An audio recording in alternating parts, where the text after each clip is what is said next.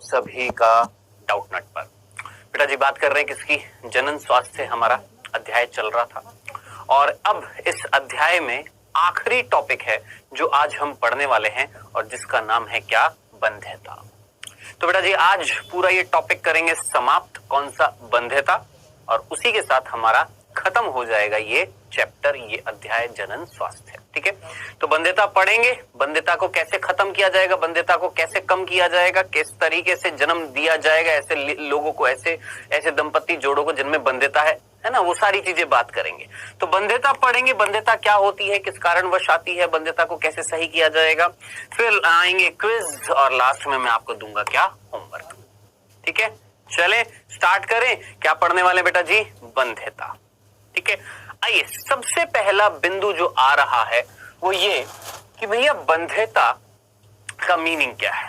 अब देखिए यहां पर मैं ना 3 शब्द इंग्लिश के लिखने वाला हूं। ठीक है, ध्यान से देखना। सबसे पहला शब्द है बेटा जी यहां पर फर्टिलिटी। ठीक है, ध्यान से पहले समझना। ठीक है, दूसरा है स्टरलिटी और तीसरा है इनफर्टिलिटी। अब समझना बच्चों, स्टरलिटी और इनफर्टिलिटी को दोनों को हिंदी में बोलते हैं बंध्यता, लेकिन दोनों का मीनिंग अलग है। लेकिन हिंदी में दोनों ही शब्दों को एक ही तरीके से बताया जाता है, बोलते हैं बंध्यता। चाहे स्टरलिटी को बंध्यता बोल देते हैं, इनफर्टिलिटी को भी क्या बोल देते हैं? बंध्यता। लेकिन मीनिंग क्या है आइए समझते हैं। देखिए सबसे पहले फर्टिलिटी का मीनिंग समझते हैं। भाई फर्टिलिटी का मतलब क्या है? देखिएगा, ध्यान से बोल सुनना। जैसे मैं एक नर हूं, ठीक है, हमने बोला एक नर जो है वो जनन योग्य है। क्या बोला हमने? एक नर जो है वो जनन योग्य है। इट मींस आप जानते हैं एक बार वीर्य सेचन करने में एक पुरुष जो होता है, जब मादा योनि में जब वीर्य सेचन करता है, ठीक है, 2 से 3 ml जब वीर्य निकलता है तो उतने वीर्य में एक बार वीर्य सेचन करने पर कितना शुक्राणु उस वीर्य में होता है एक बार वीर्य सेचन करने पर? तो हम बोलते हैं लगभग 300 से 400 मिलियन। बोलते हैं ना 30 से 40 करोड़। ठीक है, ये सामान्य मात्रा है। ठीक है, समझना बेटा, ध्यान से सुनना। एक पुरुष जब वीर्य को अपने शरीर से त्यागता है तो उतने वीर्य में अगर इतने शुक्राणु मिल रहे हैं, क्या मिल रहे हैं? शुक्राणु मिल रहे हैं, तो हम बोलते हैं कि साहब वो जो पुरुष जो है वो जनन योग्य है, वो जनन कर सकता है, वो बच्चा पैदा कर सकता है। ठीक है, तो इस परिस्थिति को इंग्लिश में बोलते हैं फर्टिलिटी। यानी एक पुरुष, एक मेल फर्टाइल है, यानी वो जनन योग्य है।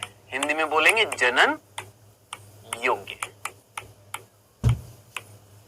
सिंपल सा था, समझ में आ गया। अब बात आ रही है, ये तो समझ में आ गया, फर्टिलिटी का मीनिंग आपको समझ में आ गया कि जब कोई पुरुष या मादा है ना जनन योग्यता दर्शाते हैं तो हम बोलते हैं उनको दे आर फर्टाइल, वो जनन योग्य है। ठीक है, अब बात आ रही है स्टरलिटी और इनफर्टिलिटी का मीनिंग क्या है। आइए सबसे पहले हम बात करते हैं स्टरलिटी की। स्टरलिटी जिसको हम हिंदी में क्या बोलते हैं? बंध्यता, या इनफर्टिलिटी इसको भी हम मोस्टली हिंदी में क्या बोलते हैं? बंध्यता।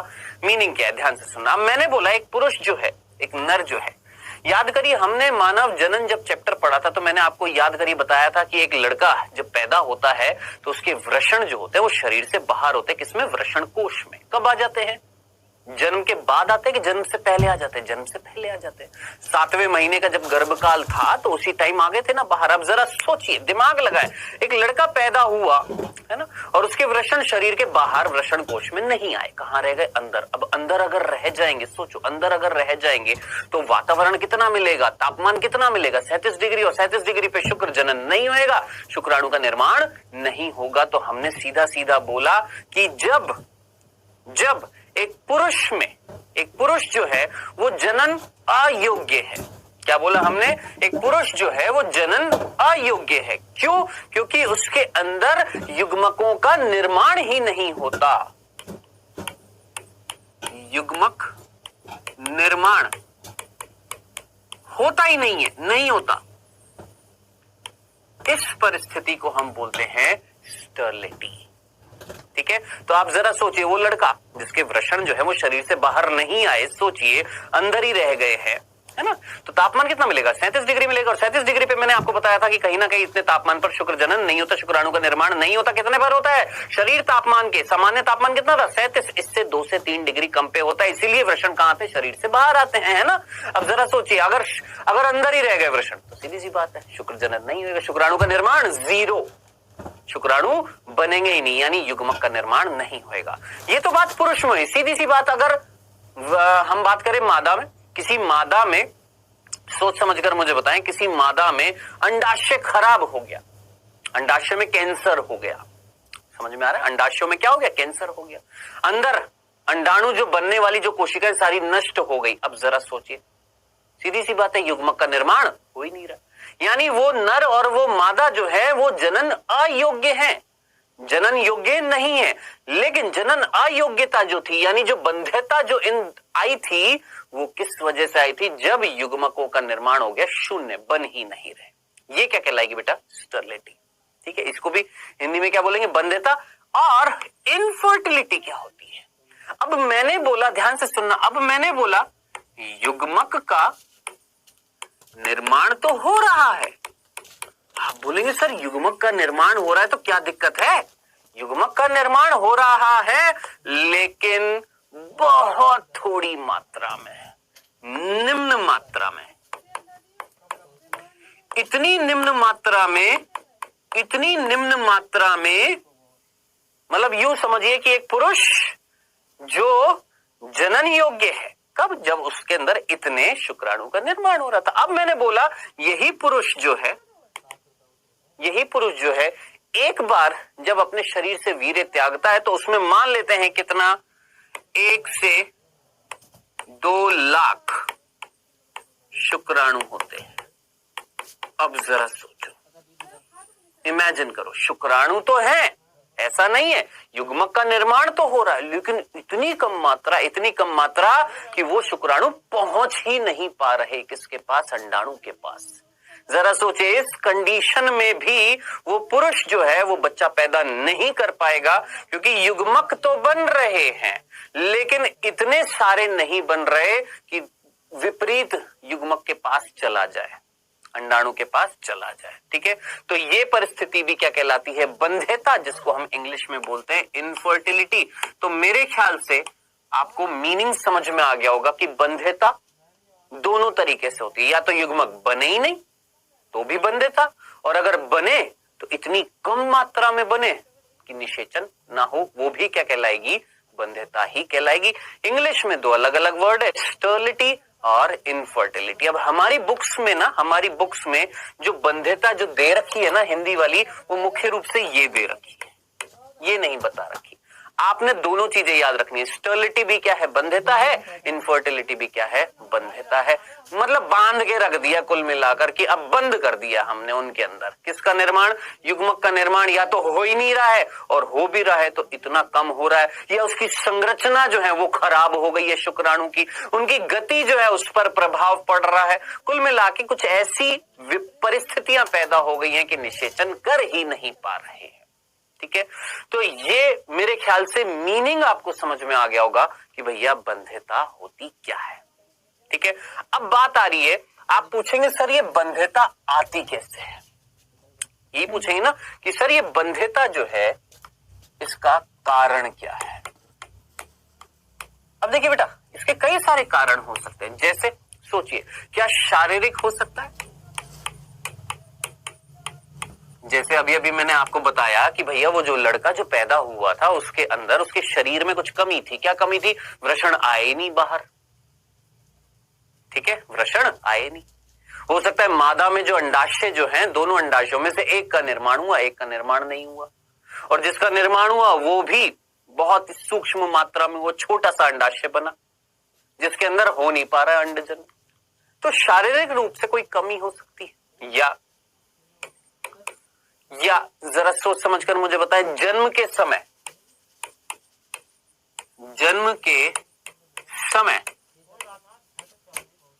कुछ कंडीशन ऐसी आ गई कि कहीं ना कहीं कुछ मैं बोलूंगा जैसे जन्म होने वाला था, क्या होने वाला था? जन्म होने वाला था। और जन्म होते समय, प्रसव के समय कुछ रोग ऐसे लग गए, जन्म के समय कुछ रोग ऐसे लग गए कि कहीं ना कहीं वृषण जो है वो प्रभावित हो गए, या अंडाशय प्रभावित हो गए, या एक मादा में जो डिंब वाहिनी है या फैलोपियन नलिका है वो प्रभावित हो गई, गर्भाशय प्रभावित हो गया, कुछ भी हो सकता है। रोग के कारण हो सकता है, जन्म के कारण कोई आघात लग गया। जन्म के समय मान ले एक महिला गर्भवती है, ठीक है। अब गर्भवती थी और गलती से वो स्लिप हो गई, गिर गई पेट के बल। जरा सोच उसके बच्चे पर असर पड़ेगा या नहीं पड़ेगा? तो जन्म के समय कोई आघात ऐसा लग गया, कोई रोग हो गया, शारीरिक रूप से कुछ कमी थी, ठीक है। अब कई बार क्या होता है, ठीक है। अब कई बार क्या होता है, कई लोग जो है वो औषधियां लेते हैं, औषधियां लेते हैं, ठीक है। कई लोग तंबाकू का सेवन करते हैं, सिगरेट का सेवन करते हैं, शराब का सेवन करते हैं, ठीक है। और अलग अलग प्रकार के ड्रग्स जो होते हैं उनका सेवन करते हैं। ड्रग्स भी हम पढ़ेंगे बाद में एक चैप्टर में, है ना। तो कहने वाली बात जो आ रही है वो ये आ रही है बेटा जी कि कई, अच्छा एक और चीज आपने देखा होगा, कई लोग होते हैं जिम जाते हैं, देखा होगा जिम जाते हैं, वर्कआउट करते हैं, एक्सरसाइज करते हैं, व्यायाम करते हैं। एक होता है योगा और एक होता है जिम। जस्ट एक एग्जांपल के तौर पर बता रहा हूं क्योंकि ये मैंने देखा हुआ कई लोगों को जो जिम में जाते, क्योंकि मैं भी जाता था। तो मैंने देखा कई लोग ऐसे थे, कई लड़के ऐसे थे, छोटी सी उम्र के, ज्यादा उम्र नहीं थी। आप भी देखिएगा कहीं ना कहीं प्रैक्टिकल, देखिए जो भी चीजें मैं बताता हूं प्रैक्टिकली जो मैंने देखी है वो मैं आपको बताता हूं। मैंने देखा कि कुछ लड़के मेरे से भी कम उम्र के क्या कर रहे थे, कुछ पाउडर डाल रहे थे पानी में और वो पी रहे थे। अब इमेजिन करिए, सोचिए वो पाउडर क्या है, वो कुछ वर्धक है जो शरीर में कुछ ना कुछ बढ़ा रहे हैं, जिससे वो बच्चे जो है एक्सरसाइज ज्यादा कर रहे हैं, ये सोचकर कि हमारी मसल्स बनेगी, हमारी बॉडी बनेगी, लेकिन उसका प्रभाव, दुष्प्रभाव शरीर पर पड़ रहा है। आप सोचिए, एक चीज प्राकृतिक है और एक चीज कृत्रिम है ना। आप कृत्रिम चीज शरीर में डाल रहे हो और ये सोच रहे हो उसके प्रभाव से मेरा बॉडी बन जाएगी, मेरा शरीर अच्छा तगड़ा दिखाई देने लगेगा। जब तक ले रहे हो ठीक है, उसके बाद हो जाएगा ना खराब, होएगा ना, उसके दुष्परिणाम होंगे ना।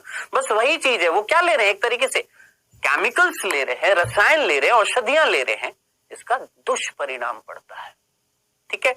और आखिरी मनोवैज्ञानिक,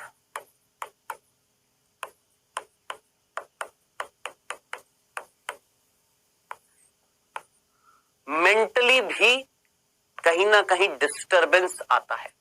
अगर मैं पूरा दिन काम करता रहूं 24 घंटे में से अगर मैं नॉर्मली जो नींद लेनी होती है वो 6 से 8 घंटे के लिए एक वयस्क व्यक्ति के लिए लेनी जरूरी है।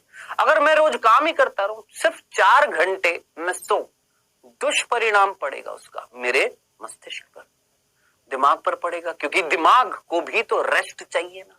अब जब रेस्ट नहीं मिलेगा तो उसका प्रभाव मस्तिष्क की जो ग्रंथियां हैं जिनसे हार्मोन्स निकल रहे हैं उन पर पड़ेगा। हार्मोन्स कम स्त्रावित होंगे, हार्मोन्स का स्त्रावण अगर कम हो जाएगा तो शरीर में युग्मकों के निर्माण पर भी असर पड़ेगा। अब इतना तो याद करिए, कहीं ना कहीं जरा सोचिए, शुक्राणु का निर्माण करने के लिए टेस्टोस्टेरोन की जरूरत थी और टेस्टोस्टेरोन वृषण के अंदर बना रही थी कौन, अंतराली कोशिका, लेडिक कोशिका। लेकिन बनाने के लिए अंतराली कोशिका को प्रेरित करने के लिए एलएच आ रहा था, मस्तिष्क से कौन लेकर आ रहा था, पीयूष ग्रंथि। पीयूष ग्रंथि से निकालने के लिए कौन उत्तरदायी था, जीएनआरएच। जीएनआरएच किससे आ रहा था, हाइपोथैलेमस। हाइपोथैलेमस किसका भाग है, मस्तिष्क का। अब जरा सोचिए, मस्तिष्क पर अगर दुष्परिणाम पड़ेंगे, प्रभाव पड़ेंगे, है ना, भीषण प्रभाव पड़ेंगे कि दिमाग रेस्ट ही नहीं ले पा रहा, तो दिमाग भी तो ढंग से कार्य नहीं कर पाएगा, और नहीं कर पाएगा तो हार्मोन्स में कमी आएगी, तो युग्मकों के निर्माण में भी कमी आएगी। तो ये कुछ कारण हो सकते हैं किसके बेटा जी, बंध्यता के, ठीक है। अब क्या होता है ना, एक जोड़ा है, एक परिवार है, एक दंपति जोड़ा, एक पुरुष है और एक महिला है ना। अब क्या होता है ना कि बंध्यता देखिए किस में आ सकती है, ये सिंबल आप जानते हैं नर का है और ये सिंबल आप जानते हैं मादा का है, ठीक है। याद रखना, ये नर का होता है सिंबल और ये मादा का होता है। अब जरा सोचिए, बंध्यता किस में आती है, नर में आती है कि मादा में आती है? भैया दोनों में आ सकती है, इसमें भी बंध्यता आ सकती है, इसमें भी बंध्यता आ सकती है। हो सकता है इसमें हो सकता है इसमें ना हो सकता है इसमें ना हो सकता है इसमें, हो सकता है दोनों में ही ना हो। दोनों जनन योग्य हैं, बंध्यता नहीं है दोनों में। हो सकता है दोनों में से नर में नहीं है, मादा में है। हो सकता है दोनों में से नर में है, मादा में नहीं है। हो सकता है दोनों में है ना। लेकिन दोष किसको दिया जाता है बंध्यता का? बच्चा पैदा नहीं कर पा रही है, बोलते हैं ना कि बच्चा पैदा नहीं कर पा रही है, बांझ है, वर्ड सुना होगा आपने, बोलते हैं ना। बिना ये निरीक्षण किए कि भैया वास्तव में कि वो बंध्यता स्त्री में है क्या, नहीं, वो पुरुष में भी तो हो सकती है। लेकिन भारत में दोषी करार दे दिया जाता है, ये जांच से पहले ये दोषी करार दे दिया जाता है परिवार में कि भैया बंध्यता का वास्तविक दोषी कौन है, वो स्त्री है, वो बच्चा पैदा नहीं कर पा रही है। लेकिन हो सकता है वो दोषी उसका पति भी हो, दोनों हकदार है। 50% ये भी हो सकता है, 50% ये भी हो सकता है। लेकिन भारत में दोष सीधा महिला को ठहरा दिया जाता है, जो सरासर गलत है। ठीक है, तो मेरे ख्याल से आपको समझ में आ गया होगा बेटा क्या कि दोष जो होता है भारत में वो किसको दिया जाता है, स्त्रियों को दिया जाता है, जो सरासर गलत है। वो दोषी पुरुष भी हो सकता है, 50% ये भी हो सकता है, 50% ये भी हो सकती है। ठीक है, बस यही तो नॉलेज है जो मेरे ख्याल से हर बच्चे को होनी चाहिए आगे आने वाले भविष्य में। समझ रहे हैं ना कि एक ऐसा परिवार जिसमें, मैं पहले भी बता चुका हूं, पुरुष प्रधान है, लड़की जो है बच्चा पैदा नहीं कर पा रही है, तो सीधा सीधा बोल देते हैं अरे इसमें कोई कमी है।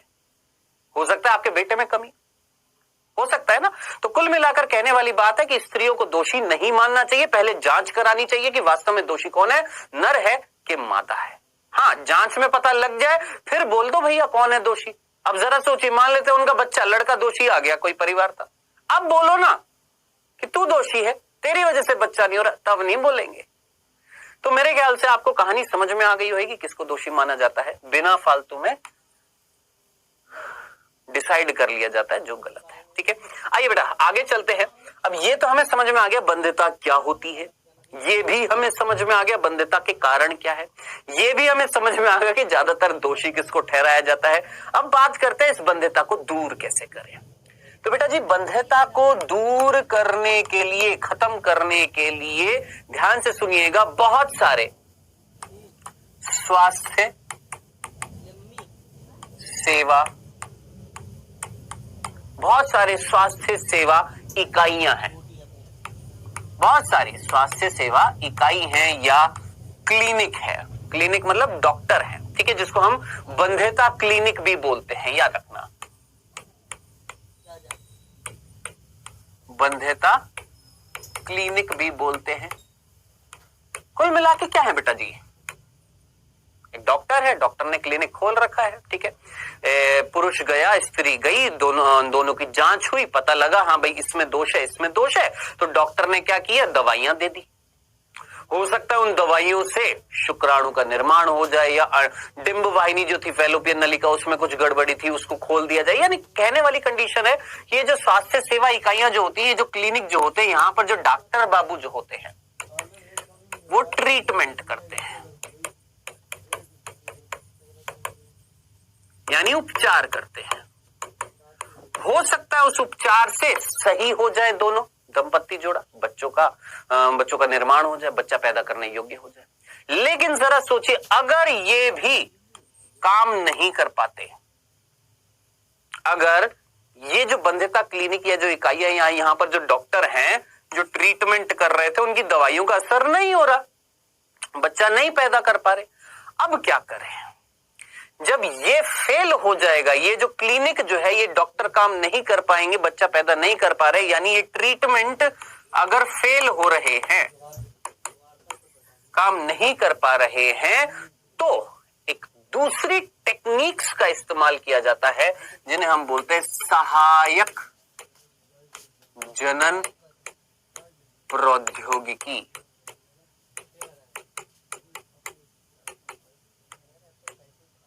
असली चीज ये है क्या, सहायक जनन प्रौद्योगिकी, जिसको हम इंग्लिश में बोलते हैं ART, असिस्टेड रिप्रोडक्टिव टेक्नोलॉजीज। याद रखना क्या बोलते हैं, असिस्टेड रिप्रोडक्टिव टेक्नोलॉजीज, सहायक जनन प्रौद्योगिकी। अब नाम में जरा देखिए, वर्ड आ रहा है सहायक। सहायक का मतलब सहायता की जाएगी उस दंपत्ति जोड़े की जिसमें हो सकता है दोनों में बंध्यता हो सकता है दोनों में से किसी एक में बंध्यता हो। अब दोनों में बंध्यता नहीं होगी तो फिर किस चीज की सहायता की जाएगी, ऑब्वियस सी बात है ना। तो सहायता की जाएगी क्या करने के लिए, ऑब्वियस सी बात है, प्रजनन जो नहीं हो पा रहा है, बच्चा पैदा नहीं हो पा रहा है उन दंपत्ति जोड़े से, उनमें सहायता की जाएगी कुछ प्रौद्योगिकी का, कुछ टेक्नोलॉजीज का इस्तेमाल करके कुल मिलाकर उनकी सहायता की जाएगी कि वो बच्चा उत्पन्न कर सके। ठीक है, तो ऐसी टेक्नोलॉजीज, ऐसी प्रौद्योगिकी जो ऐसे लोगों में क्या कर रही है, सहायता कर रही है, ऐसे दंपत्ति, ऐसे परिवार के जोड़ों में सहायता कर रही है जिनमें क्या थी, बंध्यता थी, ऐसी प्रौद्योगिकी क्या कहलाती है, सहायक जनन प्रौद्योगिकी, ART। अब आप बोलेंगे सर कौन सी होती है, आइए, सबसे पहली है IVF, जिसे हम पात्रे निषेचन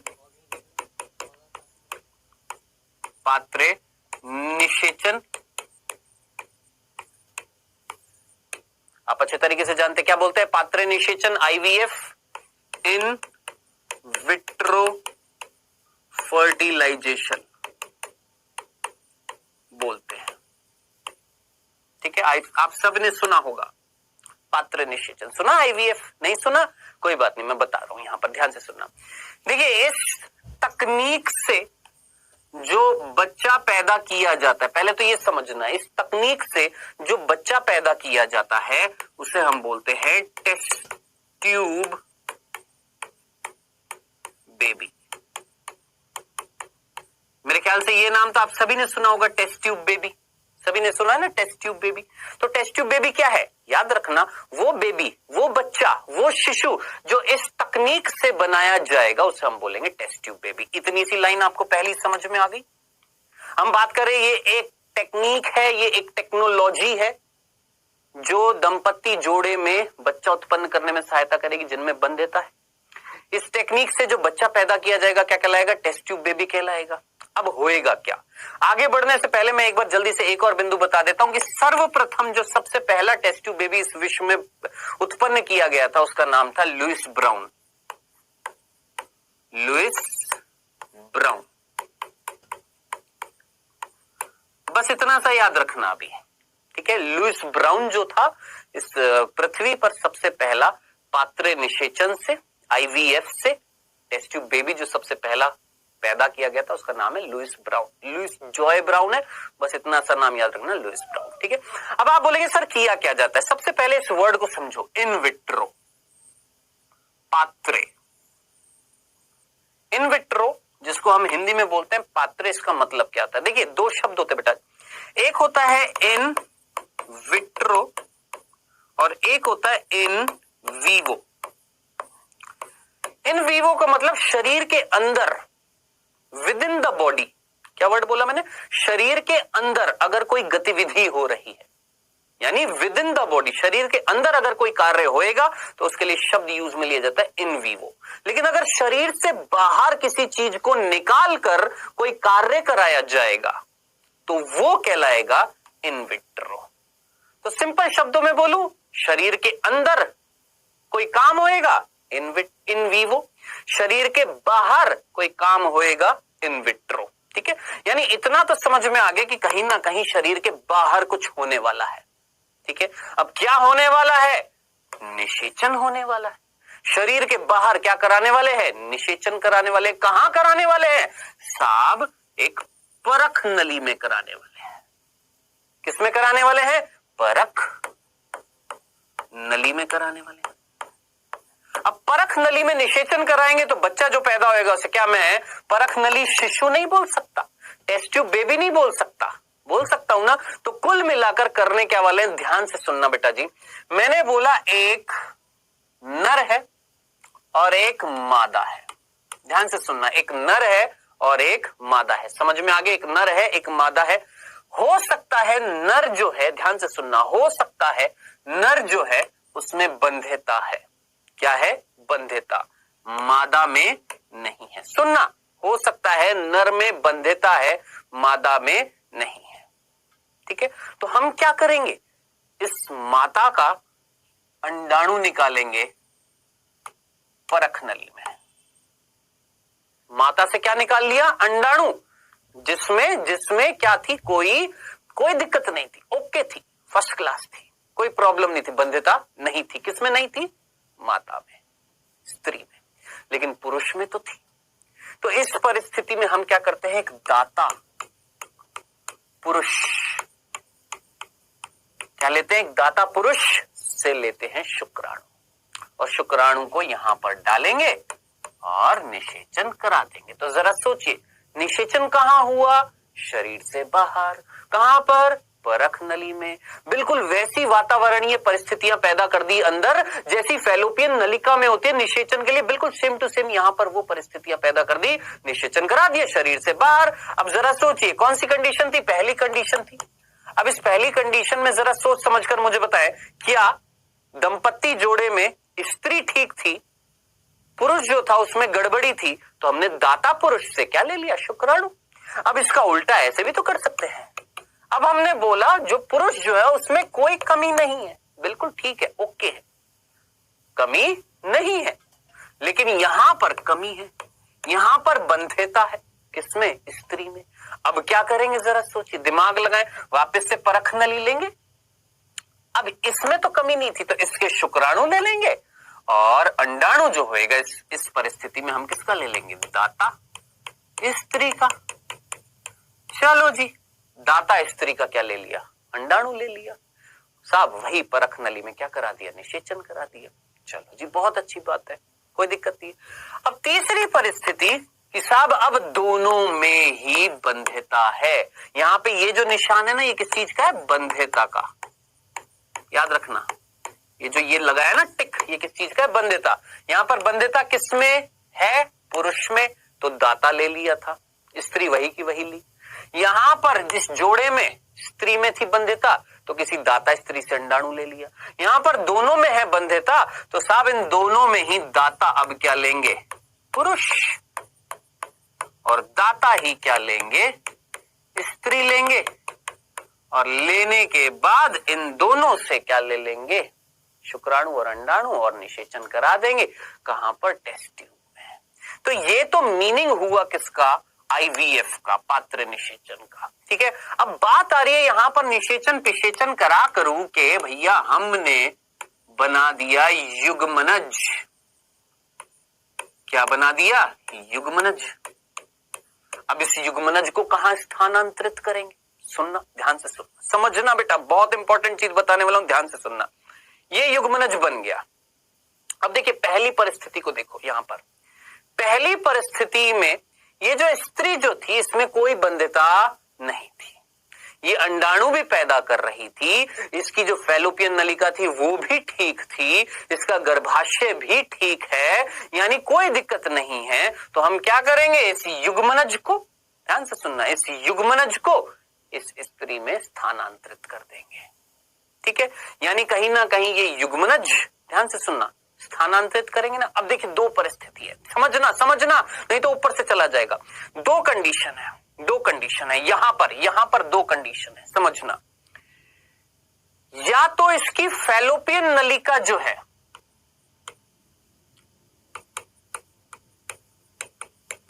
फैलोपियन नलिका, इतना डिटेल में नहीं दे रखा हमारी बुक्स में तो समझना, फैलोपियन नलिका ओके है, ठीक है, और इसका गर्भाशय भी ठीक है, दोनों ठीक है, दोनों जो है वो पर्याप्त रूप से वातावरण परिस्थितियां दे रहे हैं जहां पर बच्चा पैदा किया जा सकता है। तो हम क्या करते हैं इस परिस्थिति में, ये जो परख नली में जो युग्मनज बना है ना, या तो इस युग्मनज को, या ये युग्मनज अंदर विभाजन करेगा तो क्या बनाएगा? याद करिए, एक युग्मनज में विभाजन विदलन हुआ था तो क्या बने थे? 2 कोरक खंड, 2 से 4, 4 से 8। तो हम क्या करते हैं, ध्यान से सुनना, हम भ्रूण का स्थानांतरण करने वाले हैं, भ्रूण का क्या करने वाले हैं? स्थानांतरण करने वाले हैं। अब दो तरीके से होएगा, दो तरीके से होएगा। हमने बोला कि क्या होएगा? ZIFT। क्या होएगा भैया? ZIFT क्या होता है अभी बताता हूं, देखिए ध्यान से सुनना। हम क्या करेंगे, या तो उस युग्मनज, जो ये युग्मनज बना था, या 8 कोशिकीय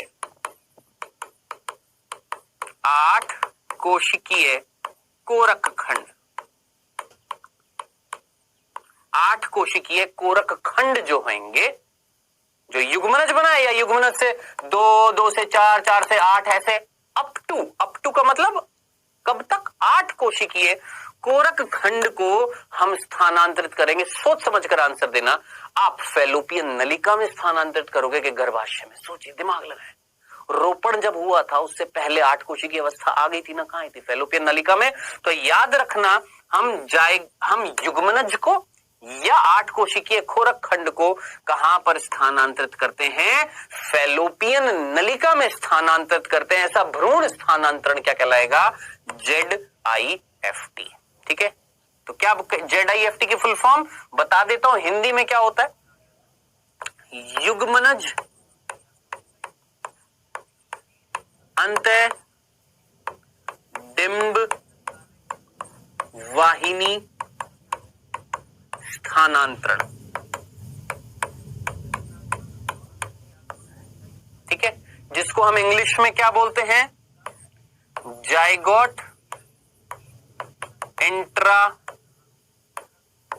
फैलोपियन ट्रांसफर। अब जरा सोच समझ के मुझे बताएं, आप जाइगोट को यानी युग्मनज को या 8 कोशिकीय कोरक खंड वाली जो अवस्था है उसको इंट्रा का मतलब, अंत्य का मतलब अंदर डाल रहे हैं। किसमें? फैलोपियन नलिका यानी डिंब वाहिनी में क्या कर रहे हैं? ट्रांसफर कर रहे हैं, स्थानांतरण कर रहे हैं। ऐसा भ्रूण स्थानांतरण क्या कहलाएगा? ZIFT। ठीक है, अगर फैलोपियन नलिका ठीक है। अब मान लो फैलोपियन नलिका खराब है लेकिन गर्भाशय ठीक है इस स्त्री का। फैलोपियन नलिका में कुछ गड़बड़ी थी, वहां पर नहीं स्थानांतरित कर सकते। गर्भाशय ओके है, ठीक है, बढ़िया है, कोई प्रॉब्लम नहीं है, तो अब कहां स्थानांतरित करेंगे? अब जरा सोचिए, इस परिस्थिति में हम क्या करते हैं? 8 कोरक खंड जो होते हैं,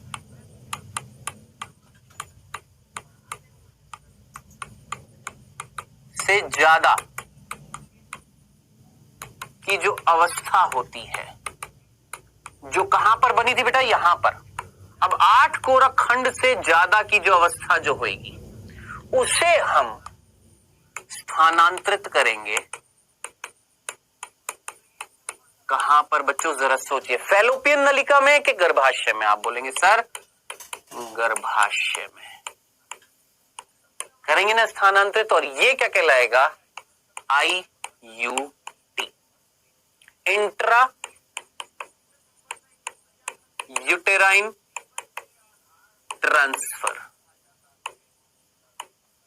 अंतः गर्भाशय स्थानांतरण। तो मेरे ख्याल से आपको इतनी सी तो बात समझ में आ गई होगी कि भैया युग्मनज बन गया था, अब वो जो युग्मनज है माता के अंदर डाला जाएगा। अगर माता ओके है, उसकी फैलोपियन नलिका अगर ठीक है, तो फैलोपियन नलिका में कितनी कोशिकीय अवस्था? या तो युग्मनज को डाल देंगे या अप टू 8 कोशिकीय अवस्था वाली जो संरचना उसको भेजेंगे। ये प्रक्रिया क्या कहलाती है? ZIFT। और अगर फैलोपियन नलिका में खराबी है तो हम उसकी गर्भाशय देखेंगे, अगर गर्भाशय ओके है तो गर्भाशय में डाल देंगे। अब हमने देखा साहब, ये जो स्त्री जो थी, ये वाली, इसमें साहब अंडाशय भी खराब था, तो हमने दाता स्त्री से अंडाणु लिया था। हमने देखा इसकी फैलोपियन नलिका भी खराब है, इसका गर्भाशय भी खराब है। अब क्या करेंगे? अब इस युग्मनज को कहां पर भेजेंगे? तो बेटा ऐसी परिस्थिति में ये जो परिवार जो है ना, ये एक ऐसी मादा को ढूंढता है, जिसमें इसके अलावा, ये जो स्त्री थी इसके अलावा कोई दूसरी मादा को ढूंढा जाएगा या पता लगाया जाएगा, या परिवार में कोई ऐसी होगी मादा, हो सकता है उसकी मम्मी क्यों ना, इस दंपत्ति जोड़े की बहन हो सकती है, उसकी मां हो सकती है, कोई भी हो सकती है, जिसमें उस युग्मनज को स्थानांतरित किया जाएगा। जो गर्भ धारण करेगी स्त्री, इस दंपत्ति जोड़े के बच्चे को धारण करेगी, उसे हम बोलते हैं सरोगेट मदर। ठीक है, अब जिनको समझ में नहीं आया ध्यान से सुनना, एक बेस्ट एग्जांपल से बताता हूं। मैं अपना ही एग्जांपल मान के बताता हूं ताकि जल्दी से समझ में आए। मान लो मैं एक पुरुष हूं, मेरे अंदर बंध्यता नहीं है, ठीक है, मेरी जो वाइफ है ना, मान लो उसमें बंध्यता नहीं है, मेरे 2 बच्चे हैं, टेंशन नहीं लेने का, सिर्फ एक एग्जांपल से बता रहा हूं। मेरे अंदर बंध्यता नहीं है और मेरी जो वाइफ है, मान लो उसके अंदर बंध्यता है, ठीक है, उसका अंडाशय खराब है, उसकी फैलोपियन नलिका खराब है और उसकी गर्भाशय भी खराब है। अब हमने क्या किया, हम पति पत्नी ने क्या किया, एक दाता स्त्री जो थी वो ढूंढी, डॉक्टर से कहा, उस डॉक्टर ने ढूंढी एक दाता स्त्री, उस स्त्री से प्राप्त किया गया अंडाणु, चलो अंडाणु ले लिया, ठीक है, और मैंने शुक्राणु दे दिए, चलो निषेचन हो गया। अब क्या करें, युग्मनज तो मिल गया, युग्मनज बन गया, अब क्या करें, उस युग्मनज को कहां डालें, ये जो स्त्री जो है यानी मेरी वाइफ जो है उसमें तो कमी है, अब क्या करें, अब मैं या तो अपने परिवार में या कहीं से भी एक ऐसी स्त्री को ढूंढूंगा जो हमारे यानी मैं और मेरी वाइफ का जो बच्चा, जो युग्मनज जो था उसको धारण कर ले। तो ऐसी स्त्री जो इस दंपत्ति जोड़े के युग्मनज को धारण करेगी उसे हम क्या बोलेंगे, सरोगेट मदर। आया समझ में? तो ये होता है क्या बेटा, सरोगेट मदर। और ये थी पहली प्रक्रिया, कौन सी बेटा जी, आपकी आईवीएफ। पूरी बताई आईवीएफ क्या होता है, टेस्ट ट्यूब बेबी क्या होता है, लुइस ब्राउन कौन था, भ्रूण जब युग्मनज जब बन जाएगा तो स्थानांतरण 2 तरीके से होगा, या तो ZIFT या IUT, अंतः गर्भाशय स्थानांतरण। मेरे ख्याल से ये पहली प्रक्रिया आपको समझ में आ गई होगी। अब दूसरी प्रक्रिया देखिएगा, ध्यान से सुनना। सहायक जनन प्रौद्योगिकी पढ़ रहे, पहला था बेटा IVF, अब दूसरा है, देखिएगा ध्यान से सुनना, GIFT। अब कई बच्चे ना कंफ्यूज हो जाते हैं कि सर इधर आपने पढ़ाया ZIFT, अब है GIFT। देखिए ZIFT जो था ना, ये तो एक प्रकार है किसका, भ्रूण स्थानांतरण का प्रकार है, या मैं ये बोल सकता हूं ZIFT एक भाग है किसका, IVF का, क्योंकि इस प्रक्रिया में जो टेस्ट ट्यूब में जो युग्मनज बनता है उसका हमें स्थानांतरण करना। अब 2 तरीके से हो सकता है, तो ZIFT या IUT, है ना। ये तो 2 प्रकार है, एक तरीके से ये बोल सकता हूं टेस्ट ट्यूब बेबी के 2 प्रकार है, ZIFT और IUT। IVF के 2 प्रकार है, ZIFT और IUT। अब हम बात कर रहे हैं GIFT। अभी IVF नहीं, IVF पढ़ लिया, खत्म। अब हम ये दूसरी प्रक्रिया पढ़ रहे, सहायक जनन प्रौद्योगिकी की, ART की। याद है ना, पढ़ क्या रहे थे, ऐसे बंधे परिवार दंपत्ति जिनमें बच्चा पैदा नहीं हो रहा, तो उनमें हम सहायक जनन प्रौद्योगिकी पढ़ रहे थे। पहला था IVF, टेस्ट ट्यूब बेबी, समझ में आ गया, पात्र निषेचन। अब दूसरी एक और तरीका, एक और टेक्नोलॉजी जिसका नाम है GIFT। अभी इसमें क्या होता है, ये मुख्य रूप से किस में अपनाई जाती है, तो देखिएगा बेटा, मैंने बोला एक पुरुष है और एक स्त्री है, ठीक है। पुरुष में बंध्यता नहीं है, ओके है, बिल्कुल बढ़िया, माइंड क्रॉस का मतलब बंध्यता नहीं है। स्त्री में ध्यान से सुनना, स्त्री की जो फैलोपियन नलिका है, फैलोपियन नलिका जो है वो ओके है। स्त्री का जो गर्भाशय है वो भी ओके है, लेकिन उसका जो अंडाशय था ना वो ओके नहीं है, वो खराब है, अंडाशय में कुछ खराबी है, यानी ये स्त्री जो है ये अंडाणु उत्पन्न नहीं कर पा रही है। अब क्या करें, देखिए ये गर्भ धारण कर सकती है, समझ रहे हैं आप, ये स्त्री गर्भ धारण कर सकती है, इसकी फैलोपियन नलिका ठीक है, इसका गर्भाशय ठीक है, यानी ये गर्भ धारण तो कर सकती है ना, ये स्त्री गर्भ धारण कर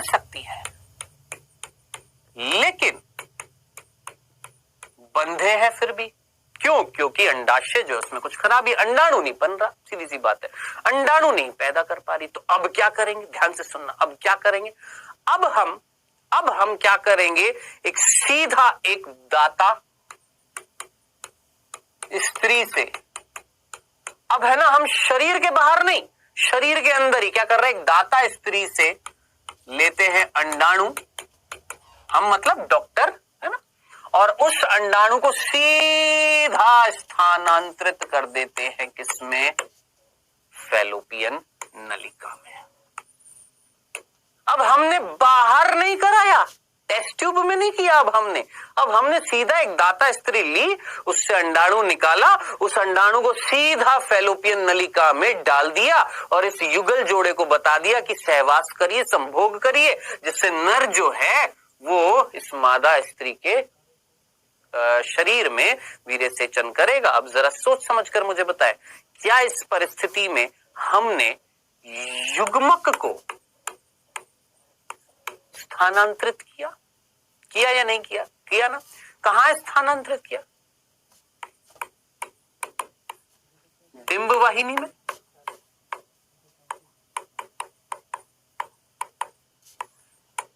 किया ना या नहीं किया, जरा सोचिए, किया ना। कहां पर? डिंब वाहिनी में। क्या स्थानांतरित किया? क्या स्थानांतरित किया? युग्मनज किया कि युग्मक किया? हमने युग्मक किया है, लेकिन इस परिस्थिति में हमने क्या किया था? युग्मनज किया था। युग्मनज अंतः डिंब वाहिनी स्थानांतरण, यहां पर वर्ड आ रहा है युग्मक, अंतः डिंब वाहिनी स्थानांतरण, दोनों में फर्क है। बाहर निषेचन हुआ था, उस निषेचन से जो युग्मनज बना था उसे डाला जा रहा था, कहां पर? डिंब वाहिनी में। यहां पर निषेचन बाहर नहीं हुआ, बाहर नहीं हुआ, यहां पर निषेचन जो है वो होएगा अंदर। कहां? फैलोपियन नलिका में होगा, बाहर नहीं हुआ।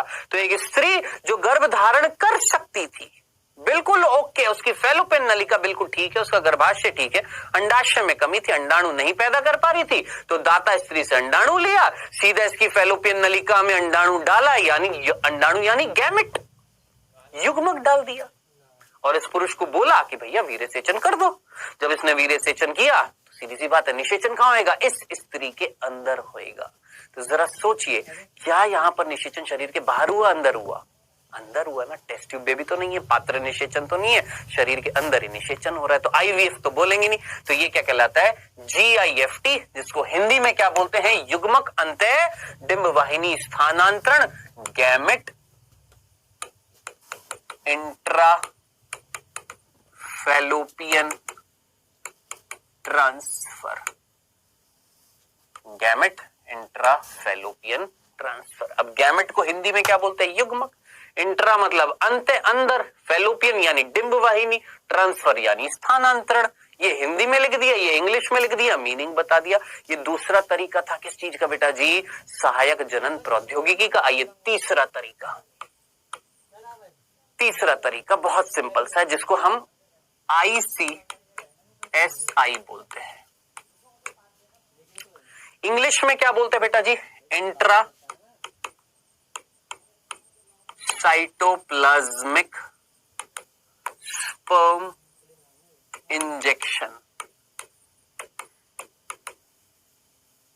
अंतः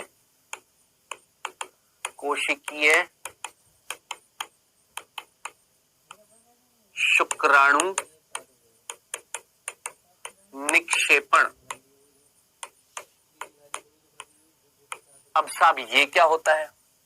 देखिए, ये जो टेक्निक जो होती है ना, ये थोड़ी सी, मैं ये बोलूंगा कैसी होती है, थोड़ी सी कॉस्टली होती है, बहुत पैसा लगता है इस टेक्निक में। इसमें सीधा हम क्या करते हैं? एक अंडाणु लेते हैं शरीर से बाहर, शरीर से बाहर एक अंडाणु लिया, ठीक है, दाता का ले लिया या किसी का भी ले लिया, कुल मिलाकर इस टेक्निक का मीनिंग क्या था? देखिए, मीनिंग समझना, बस मीनिंग और कुछ नहीं। इंट्रा, इंट्रा अंत्य का मतलब होता है किसी चीज के अंदर, कोशिकीय, इंट्रासाइटोप्लाज्म यानी कोशिका के अंदर शुक्राणु को इंजेक्शन से डाला जा रहा है ना। अब ये बहुत कॉस्टली होता है। इसमें क्या करते हैं? एक मादा से, अब वो मादा कुछ भी हो सकती है, वो दाता भी हो सकती है, वो खुद भी हो सकती है, उसका पति, मान ले पति में कमी है, है ना। तो क्या करते हैं, दाता से ले सकते हैं या उसके खुद से ले सकते हैं, और फिर शुक्राणु लेते हैं। शुक्राणु अब दाता से ले सकते हैं, उसके पति से भी ले ले, जो भी है। क्या कुल मिलाकर कहने वाली बात है, इस टेक्निक में करते क्या है, हम इंजेक्शन से, सीधा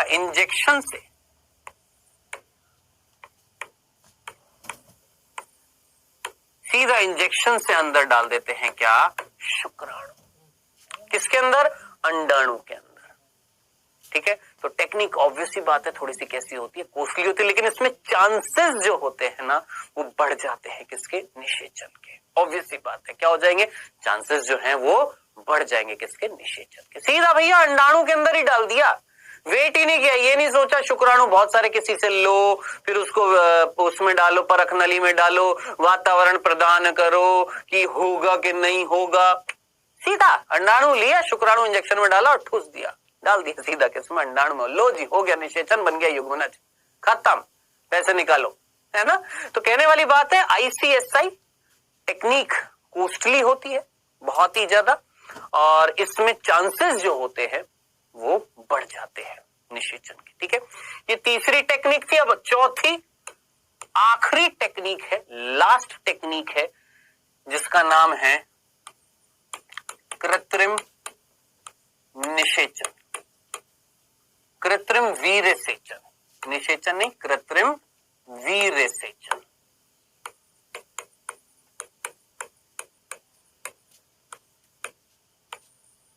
एआई बोलते हैं इसको, आर्टिफिशियल इंसेमिनेशन। अब साहब ये क्या है, जरा ध्यान से सुनिएगा, फटाफट सुनिएगा। अब मैंने बोला एक युगल जोड़ा था जिसमें जो स्त्री जो है उसमें कोई बंध्यता नहीं है, क्रॉस का मतलब बंध्यता नहीं है, ओके है, उसका अंडाशय भी ठीक है, उसकी फैलोपियन नलिका भी ठीक है, उसका गर्भाशय भी ठीक है, यानी संपूर्ण रूप से दोषी नहीं है, ठीक है, फर्स्ट क्लास है। कौन बेटा, स्त्री। दिक्कत कहां थी, पुरुष में थी, पुरुष में बंध्यता थी। क्या थी, पुरुष में बंध्यता थी।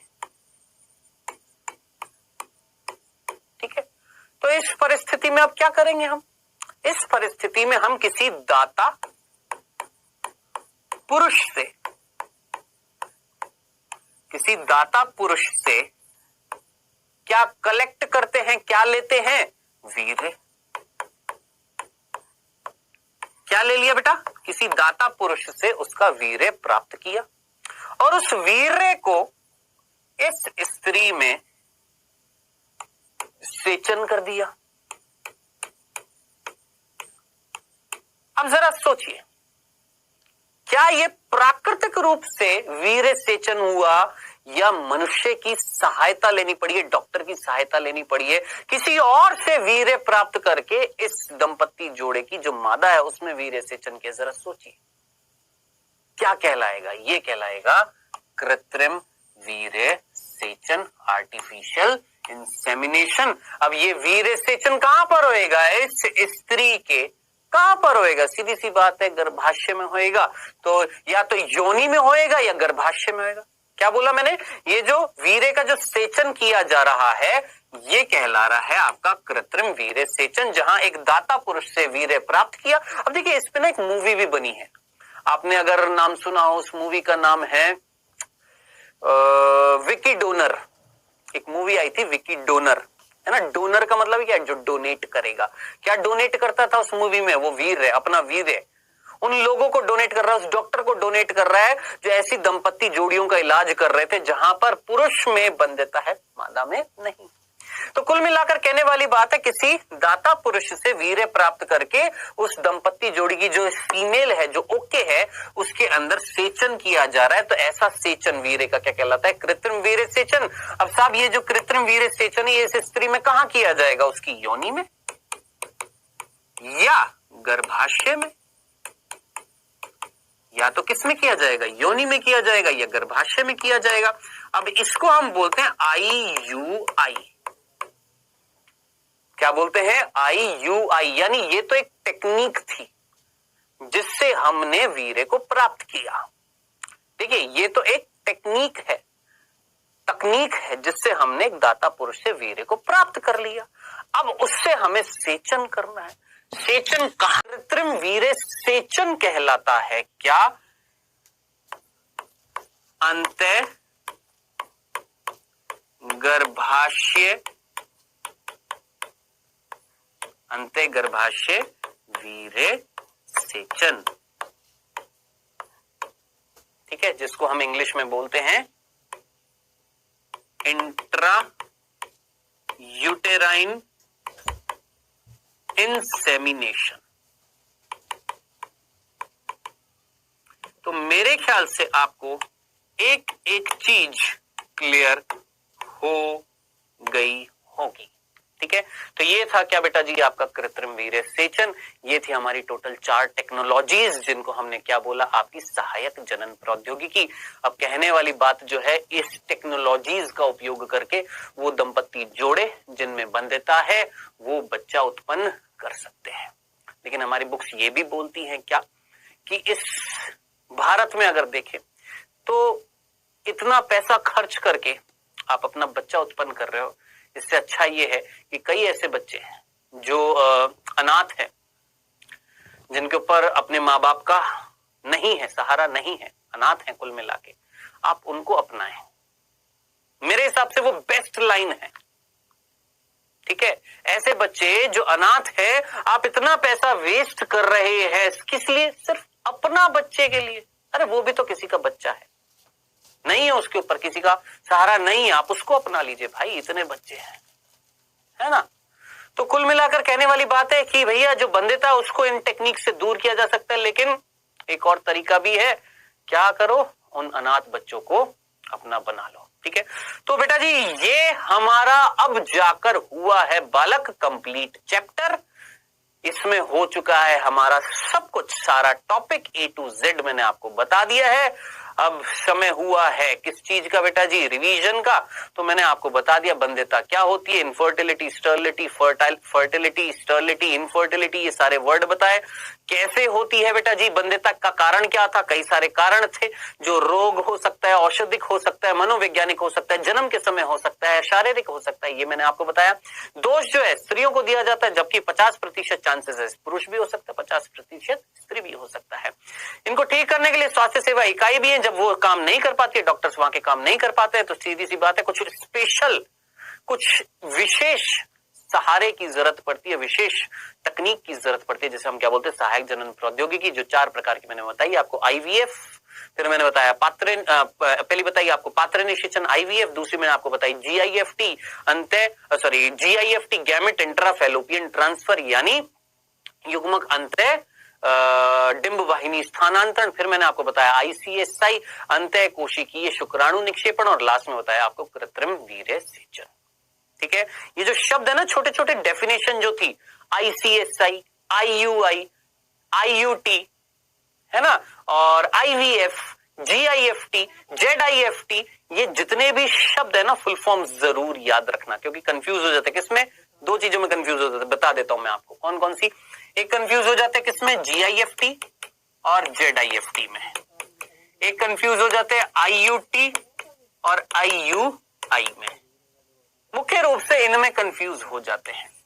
तो बेटा ये तो एक सहायक जनन प्रौद्योगिकी थी, जबकि ये जो है ये एक सहायक जनन प्रौद्योगिकी का भाग था IVF का।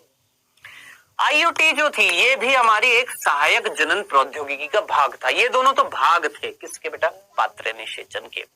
IUI ये कृत्रिम वीर्य सेचन के समय जब गर्भाशय में करते हैं कृत्रिम वीर्य सेचन, तो उसे हम क्या बोलते हैं? कृत्रिम गर्भाशय वीर्य सेचन, ठीक है। तो ये याद रखना, एक एक चीज को भूलना मत। ये हमारा हो गया है चैप्टर खत्म। समय हुआ है किस चीज का? क्विज का। पहला प्रश्न आपकी स्क्रीन पर आता हुआ फर्स्ट, निम्न में से कौन एक औषधि रहित इंट्रा यूटेराइन डिवाइस है? युक्ति है। औषधि रहित IUD पूछी है। Copper T, Lippes loop, copper 7, LNG 20। जल्दी से सोचिए, औषधि रहित पूछिए, जल्दी से आंसर आना चाहिए विद इन 5 सेकेंड्स।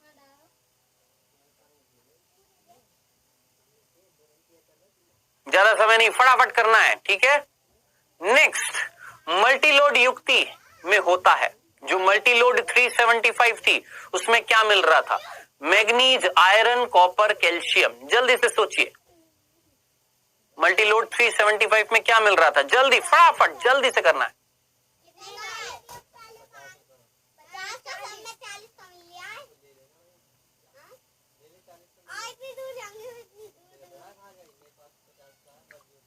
एक और प्रश्न बेटा जी यहां पर, निम्न में से कौन सी विधि उन महिलाओं के लिए प्रयोग की जाती है जो ओवम नहीं उत्पन्न कर सकती परंतु योग्य वातावरण देती हैं? सोचिए, जो अंडाणु उत्पन्न नहीं कर रही हैं लेकिन उपयुक्त वातावरण प्रदान कर रही हैं गर्भधारण के लिए। अंडाणु उत्पन्न नहीं कर रही लेकिन फैलोपियन नलिका ठीक है, गर्भाशय ठीक है, अंडाणु नहीं उत्पन्न कर पा रही है, तो हम क्या करेंगे इस परिस्थिति में? पहला आईयूडी, दूसरा जीआईएफटी, तीसरा आईयूआई, चौथा आईसीएसआई।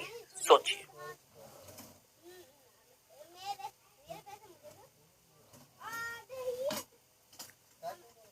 चलिए, समय हुआ समाप्त, आइए डिस्कस करते बेटा।